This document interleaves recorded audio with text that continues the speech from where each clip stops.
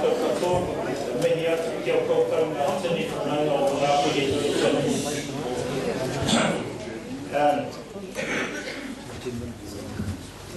We need to ask ourselves what's the most important thing that can come out of this. And really, the unity of Ngāpuhi has to be paramount. And if we focus this on tūhoronuku or kotahitanga, what we need to remember is that neither of these groups will be in the lead of Ngāpuhi in 10 years' time. Both are vehicles that serve a purpose solely for this specific time. And all of us agree on the same things. The resolution of Te Tiriti o Waitangi grievances and the advancement of our people. So that's one point we all agree on. And all the speakers from Kotahitanga mentioned that as well. Where we disagree is over timetabling and control of the process. Now, in the 1990s, I did a mediation course with a person who was on John F. Kennedy's staff during the Cuban Missile Crisis, which is like one of the only times the Americans got it right. But what I learned from her was that if you're having a negotiation between two powerful forces, you need to understand first of all what are the make or break positions for both of the parties, and what pieces can be given away in order to find a facilitated outcome.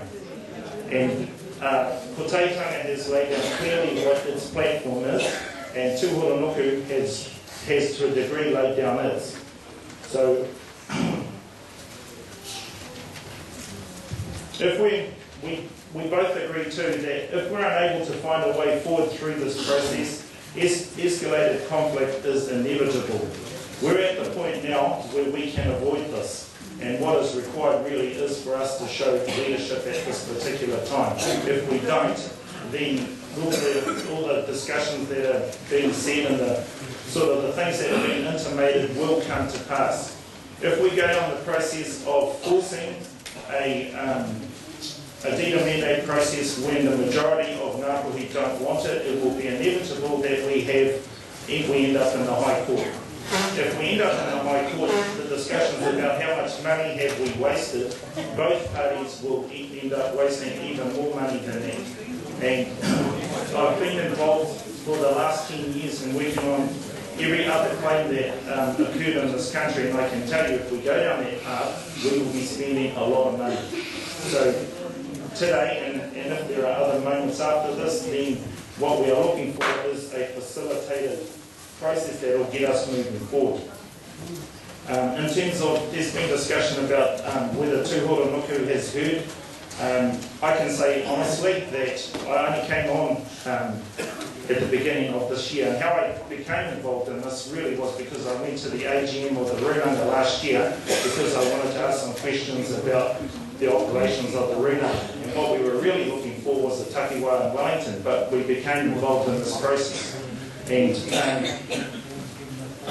really, when it's said that Tūhoronuku hasn't listened to the cries of the people, well, actually, I've had discussions with Kotahitanga in the past, and we've talked about those issues at the Tūhoronuku table, and that's the reason why the mandate process has been delayed 3 times, because we've decided that it is important that we go through this process that we're in right now. So, even though people may think it was forced upon us by the Crown as a position, as a part of the negotiating process, it was not. It was because the majority of people on Tūhoronuku decided that it was critical that we come back to the people and talk through these issues. And I, like Sunny and like Pitcher, are glad that we're having the discussion out in the open so that people can hear what both sides have to say. Considerable time and resource has been expended, and it would be irresponsible to walk away from the process now. People have made mention of the amount of money that has already been spent on the mandate process.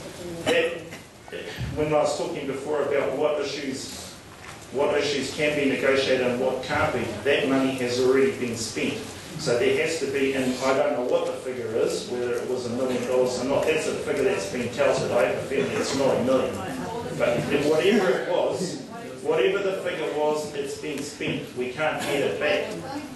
And as far as the group that's put the money up, and let's face it, the Runanga money is Ngāpuhi money, the only way that that can be put back is by the meeting of the terms of the contract. Somewhere along the line, the Runanga agreed to do this, and there must have been Ngāpuhi behind it who supported the Runanga making that decision. Whether that was the majority of Ngāpuhi or not is not what I'm saying. What I'm saying is that at some stage there was a group of people who decided that that was going to happen. Well, there must be some minutes. So, again, there's the other issue about all members will step down once the deed of mandate has been recognised. There has to be a re-election of if you think about it in terms of sequencing, and this is where we have to start thinking outside of our fixed positions, is that if you had a position where the deed of mandate was secured and put in the bank, when those people were both the Runanga, because that seems to be a big issue here, was separated, as per what Hone said in his news media report, was separated from the tūhoronoku process once the deed of mandate was secured and the money was put back in the bank for Runanga, for Ngāpuhi future, and that there was a timetable that was worked out as to when the hearings can be completed and then when negotiations themselves can occur. Now, that does not have to be the same people that you see sitting in the front here.